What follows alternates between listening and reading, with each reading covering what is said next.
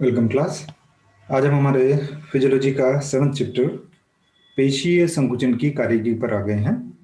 और इसके पहले मैंने आपसे ये कहा था कि हम दो बहुत इंपॉर्टेंट चैप्टर जो हैं वो पढ़ चुके हैं यहाँ पर, एक्सक्रीशन यानी उत्सर्जन तंत्र, और दूसरा हमने पढ़ा था तंत्रिका तंत्र के बारे में। और अब हम आ जाते हैं physiology of muscle contraction. Okay, so सबसे पहली चीज कि पेशियां क्या होती हैं और क्या काम ये हमारे शरीर के अंदर करती है। ठीक है, तो दो चीजें हैं इसमें कि पेशेंट नंबर क्या चीज है और दूसरा ये काम किस तरह से करती है। तो इसमें सबसे पहले इरेस्टेरेट्रास ने 314 टू 40 बीसी में ये पहले ग्रीक जो है वो प्रैक्टिशनर थे जिन्होंने स्केलेटल मसल्स या रेखित पेशियों को देखा था। ठीक है, तो हमारे शरीर में जो गति होती है, सभी प्रकार की गतियां जो हैं वो मुख्य रूप से पेशियों के द्वारा होती हैं। तो पेशियों की जो गति है ये एक्चुअली किस तरह से की जाती है कि यहाँ पर जो रासायनिक ऊर्जा है, केमिकल एनर्जी है, उसको मैकेनिकल एक्शन में ट्रांसफॉर्म किया जा रहा है। और इसके अलावा, गति के अलावा, पेशियां हमारे कई दूसरे जो फिजियोलॉजिकल प्रोसेसेज हैं, कार्यकीय क्रियाएं हैं, उनमें बहुत इंपॉर्टेंट रोल जो है वो प्ले करती है। इनमें से कुछ चीजें हम पढ़ चुके हैं, जैसे पाचन तंत्र। उसमें भी हमने देखा था कि किस तरह से जो हमारा पेरिस्टल्सिस की गति होती है और भोजन जो है वो आहार नाल में आगे बढ़ता है, उसमें पेशियों का इंपॉर्टेंट रोल होता है। इसी तरह से हमने श्वसन की क्रिया पढ़ी है, जिसमें हमने आपको बताया था कि किस प्रकार से जो आपकी डायफ्राम की जो मसल्स हैं और जो अंतरापरशुक पेशियां हैं, बाह्य और आंतरिक अंतरापरशुक पेशियां, वो मिलकर के और किस तरह से फुफ्फुस गुहा का आयतन जो है वो परिवर्तित करती है, ये हमने पहले वहां पर पढ़ा हुआ है। इसी तरह से एक्सक्रीशन और रिप्रोडक्शन में भी इन पेशियों का महत्वपूर्ण कार्य जो है होता है। तो हम ये कह सकते हैं कि जो पेशियां हैं ये जंतु के जीवन में बहुत महत्वपूर्ण कार्यों को करवाती है और एक महत्वपूर्ण योगदान ये यहाँ पर देती है। ठीक है, तो इसकी जो इकाई है, जो पेशी ऊतक है हमारा, ये पेशी ऊतक जो है वो कोशिकाओं से मिलकर के बनता है। तो पेशी कोशिकाएं जो हैं वो इसके लिए रेस्पॉन्सिबल होती है, जिनको कि हम मसल सेल कह रहे हैं। तो ये पेशी कोशिकाएं जो हैं वो संकुचन की क्रिया के लिए विशिष्ट होती है। इसके कारण से इनको हम कॉन्ट्रेक्टाइल टिश्यू या संकुचनशील ऊतक भी कहते हैं। किस प्रकार की कोशिकाएं हैं ये कि ये फाइब्रस हैं, यानी तंतुओं की बनी हुई होती हैं। तो पेशियों में संवेदी तंतु और प्रेरक तंतु, दोनों प्रकार के तंत्रिका तंतु जो हैं वो यहाँ पर आते हैं। और तंत्रिका आवेग हमने पढ़ा है, वहां पर मैंने आपको बताया था कि किस तरह से तंत्रिका जब मसल के साथ में जॉइंट बनाती है, सिनेप्स के समान स्ट्रक्चर, उसको न्यूरोमस्कुलर जंक्शन जो है वो कहा जाता है। तो वहां से तंत्रिका आवेग आते हैं और ये मस्तिष्क से प्रेरक तंतुओं के द्वारा यहाँ पर भेजे जाएंगे। मैंने आपको इसके बारे में रिफ्लेक्स आर्क में भी डिटेल से इसके बारे में बात करी थी। तो आकृति के अनुसार पेशी जो है वो लंबी हो सकती है, छोटी हो सकती है, या ब्रॉड हो सकती है, चौड़ी जो है वो हो सकती है। ओके, तो ये थोड़ा सा एक अच्छा चैप्टर है ये, लेकिन आप में से जो इंग्लिश मीडियम के हैं उनके लिए ये बहुत अच्छी चीज है। यहाँ पर मैं आपको हिंदी में इसको डिटेल में पढ़ा दूंगा। Okay, general overview of muscles में हम देखें, बात करेंगे पेशियों के प्रकार की। कि सामान्यतः पेशियां जो हैं आप जानते हैं तीन प्रकार की होती हैं, अरेखित पेशियां, रेखित पेशियां और हृदय पेशियां। इनका हमने एक कंबाइंड डायग्राम जो है वो यहाँ पर बना रखा है कि देखिए यहाँ पर आप, ये तीनों प्रकार की पेशियां जो है वो हमने यहाँ पर इसमें बना रखी है और इसको धीरे धीरे हम डिटेल में लेंगे। और इसमें हमें पढ़ना क्या है, सबसे पहले हम सब टाइप्स पढ़ेंगे इसकी, और उसके बाद हम जो हमारी स्केलेटल मसल्स हैं उन स्केलेटल मसल्स के बारे में स्ट्रक्चर और उनमें संकुचन किस प्रकार से होता है। इसमें sliding filament theory examination point of view से बहुत इंपॉर्टेंट है, और इसको भी मैं आपको एक वीडियो के थ्रू बताने की कोशिश करूंगा। पहले मैं आपको इसको जो डायग्राम से समझाऊंगा कि किस प्रकार से संकुचन होता है। लेकिन मेरा ये एक्सपीरियंस रहा है पिछले सालों से कि जब मैं इसको वीडियो के थ्रू बताता हूँ और आप भी इसको देख करके महसूस करेंगे कि तो आपको वो सारा प्रोसेस जो है वो इमीडिएटली समझ में आ जाएगा। और उस वीडियो को अगर आप 2-3 बार देखेंगे तो ये आपको बहुत अच्छी तरह से समझ में आ जाएगा। चलिए हम आते हैं इसमें पेशियों के प्रकार पर। तो सामान्यतः पेशियां जो है वो तीन प्रकार की होती हैं, रेखित पेशी, सबसे पहले यहाँ पर हमने ले रखा अरेखित पेशी, फिर रेखित पेशी, और फिर आपका हृदय पेशियां या कार्डियक मसल। इनको हम स्मूथ मसल्स नंबर 1 अरेखित पेशियां, दूसरा रेखित पेशियां, बी वाला जो है रेखित पेशियां हो गया आपका, या स्ट्रेटेड मसल्स इसको कहा जाता है, और तीसरा आपका कार्डियक मसल्स जो है इसको कहा जाता है। तो चलिए सबसे पहले हम बात करते हैं अरेखित पेशियों की। ये जो है आपका डायग्राम, ये अरेखित पेशियों को बताता है। इनके दो नाम और हैं, इनको हम स्मूथ मसल्स कहते हैं, क्योंकि इनके ऊपर आपको जैसे इनमें इनके अंदर आप देखें तो ट्रांसफर आपको कुछ अनुप्रस्थ गहरे और काले रंग के जो संरचनाएं हैं इसमें, वो इसमें नजर आपको नहीं आ रही है, इसलिए इनको चिकनी पेशियां जो है वो कहा जाता है। और इनको रेखित पेशियां, ये रेखित पेशी है क्योंकि इसमें आपको जो इसकी लंबाई के अनुप्रस्थ में आपको बैंड्स और इंटरबैंड्स टाइप के स्ट्रक्चर जो हैं वो गहरे और हल्के रंग के संरचनाएं जो हैं वो रेखाएं इसके ऊपर महसूस होती हैं। इसके बारे में बाद में और डिटेल से हम बात करेंगे। तो सबसे पहले चिकनी पेशियों की बात करें, इनको हम अनैच्छिक पेशियां कहते हैं। अनैच्छिक पेशियों का मतलब क्या है कि इनमें संकुचन और प्रसरण उस प्राणी की इच्छा के आधार पर नहीं होता है जिसमें कि ये पाई जाती है। ठीक है, तो ये पेशियां हमारे शरीर के आंतरिक अंगों में पाई जाती है, जैसे आहार नाल में या रक्त वाहिनियों में, या आपका जो रेस्पिरेटरी पैसेज है, श्वसन पथ जिसे हमने कहा था, ये हम पढ़ चुके हैं पहले। और इसके अलावा यूरिनरी और आपका जेनिटल ऑर्गन की दीवारों में ये पाई जाती है। आंतरिक अंगों में मिलने के कारण से इन पेशियों को हम विसरल मसल या एक और नाम देते हैं आंतरांगी पेशियां। तो देखिए हमने कितने नाम दे दिए इनको, अरेखित पेशी, चिकनी पेशी, अनैच्छिक पेशी और आंतरांगी पेशी। ये इन सभी के पीछे कुछ आधार हैं। जैसे चिकनी हमने इसलिए कहा कि इसके ऊपर रेखाएं नहीं है, अनैच्छिक इसलिए कहा है इसको कि ये संकुचन और प्रसरण पर इनका कोई मतलब प्राणी का कोई नियंत्रण नहीं होता है।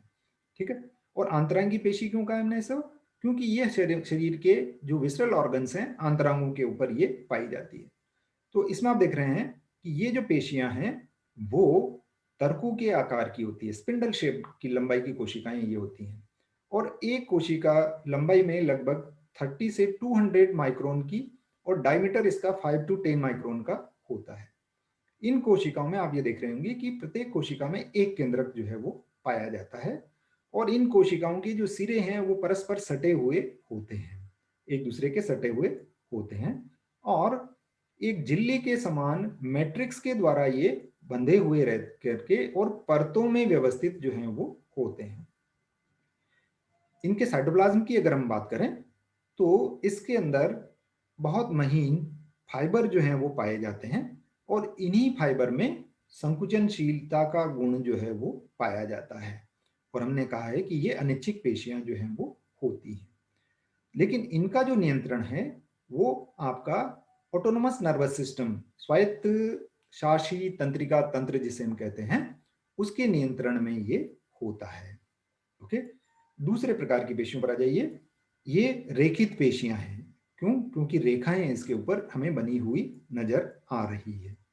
दूसरा नाम जो इनको दिया जाता है वो है स्केलेटल मसल्स, यानी कि कंकाली पेशियां। तो इस नाम से हम बता सकते हैं कि ये पेशियां हमारे कंकाल से जुड़ी हुई होती हैं।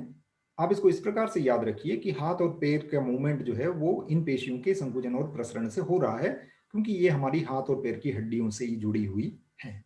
ओके, तो ये कोशिकाएं लंबे फाइबर के समूह में पाई जाती हैं। यहाँ देखिए आप, इसके फाइबर जो हैं वो काफी लंबे जो हैं वो होते हैं और बेलनाकार या धागे नुमा होते हैं।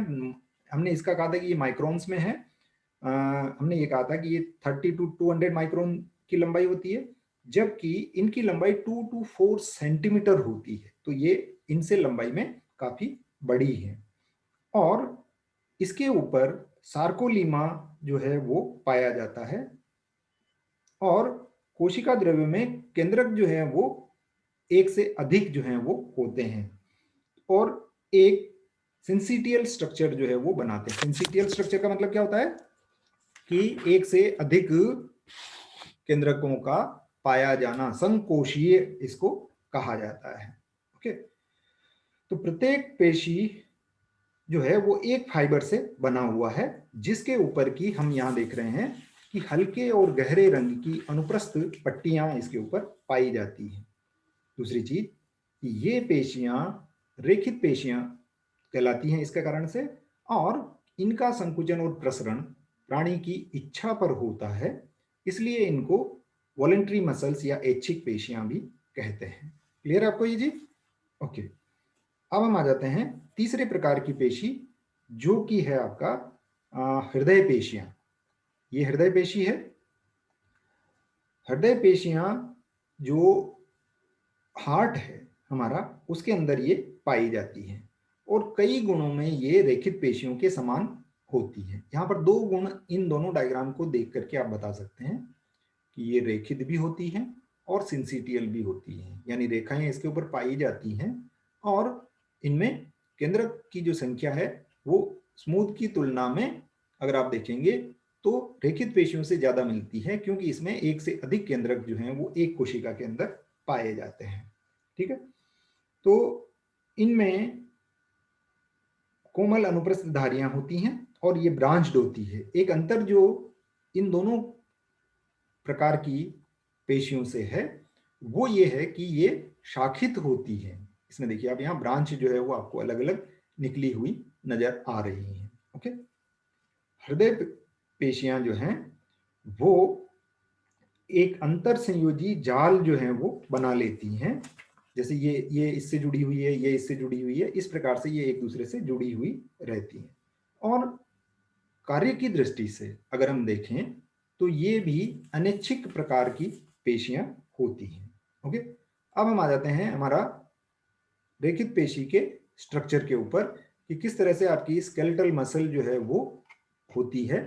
तो इसको मैं आपको एक दूसरा डायग्राम जो है वो मैं आपको इसके अंदर एक दूसरे डायग्राम से मैं आपको इसको बताना चाह रहा हूं कि इसमें आप ये देख रहे होंगे कि यहाँ पर भी देखिए आप, ये हार्ट का है, कार्डियक मसल होगी इसमें, ये आपकी बोन है तो ये आपका रेखित पेशियां होंगी, और ये आपका आंतरांग है तो ये स्मूथ मसल फाइबर होगा।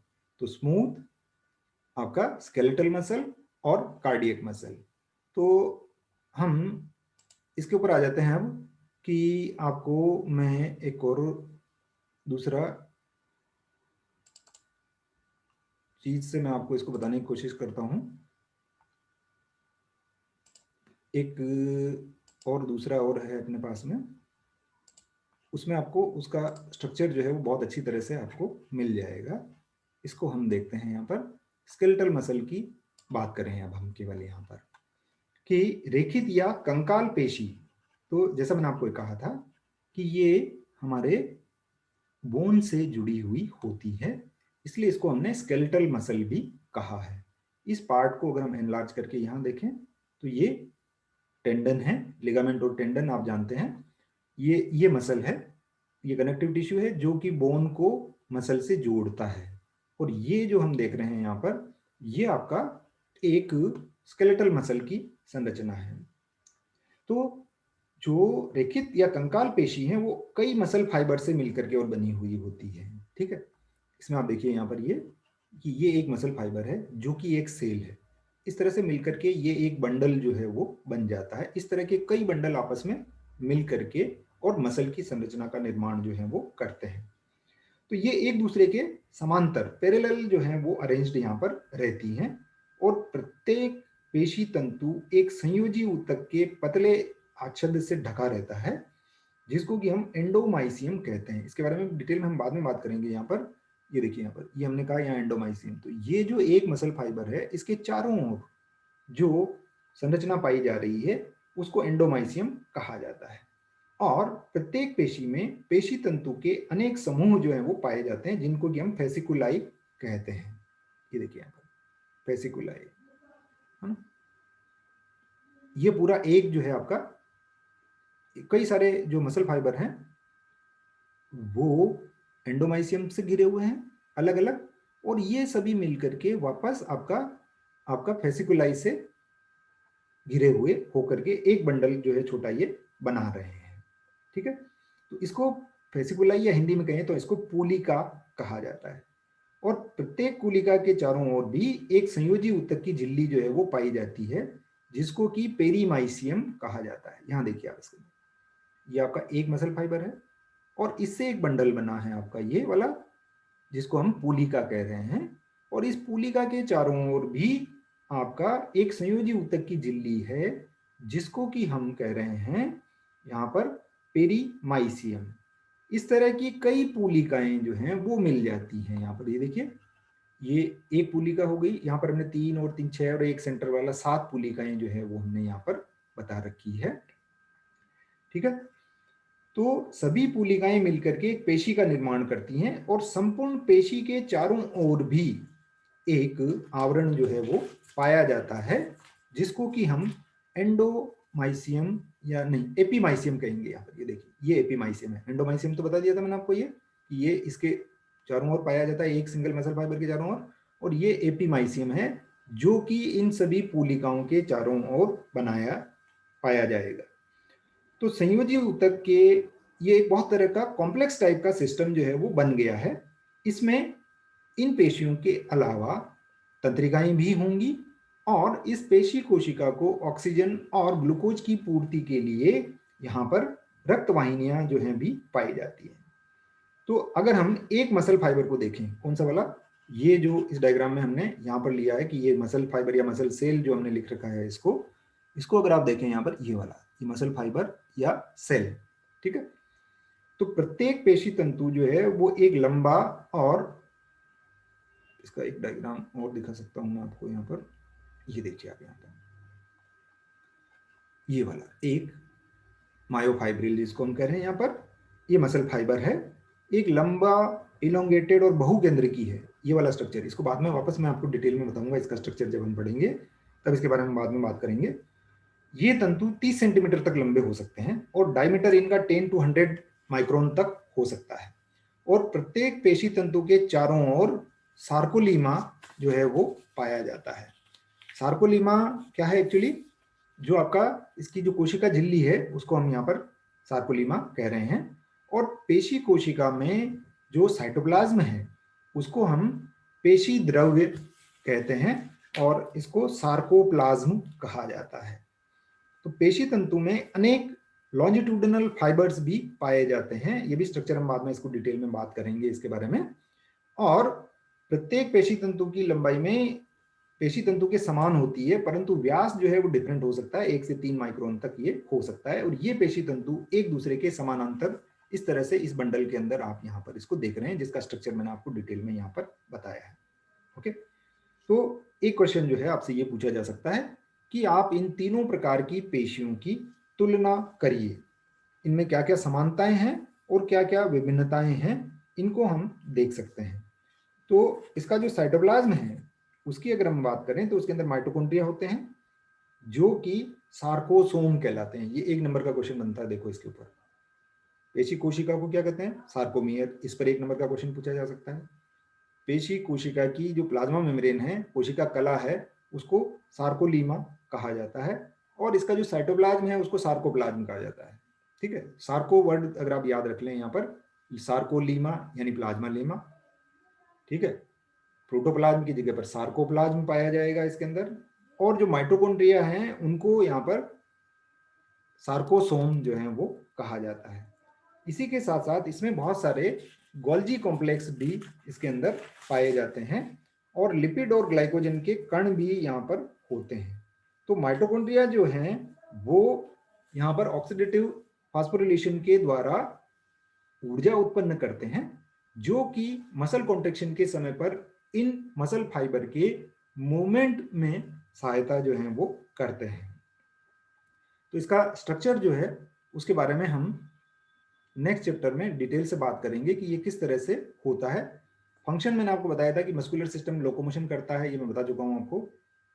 जो आपकी रक्त वाहिकाएं हैं उनको फैलाने का काम करता है, सिकुड़ने का काम करता है, पेरिस्टल्सिस का काम करता है, स्ट्रमाकुंचन की गति जो होती है, हृदय की गति होती है, और हमारा शरीर को सीधा खड़ा रखने में भी मसल जो है वो यहाँ पर काम में आती है, और हीट जनरेशन का काम भी ये करती है यहाँ पर। ठीक है, तो यहाँ पर मैं काफ़ी सारी चीज़ें बता चुका हूँ आपको, और अगले चैप्टर में हम जो इसकी जो स्ट्रक्चर है उसको डिटेल से स्ट्रक्चर को समझने की कोशिश करेंगे। अगर आपके स्ट्रक्चर समझ में आ जाएगा तो आपका एक और बहुत इंपॉर्टेंट जो क्वेश्चन बनता है हमारा, क्रियाविधि।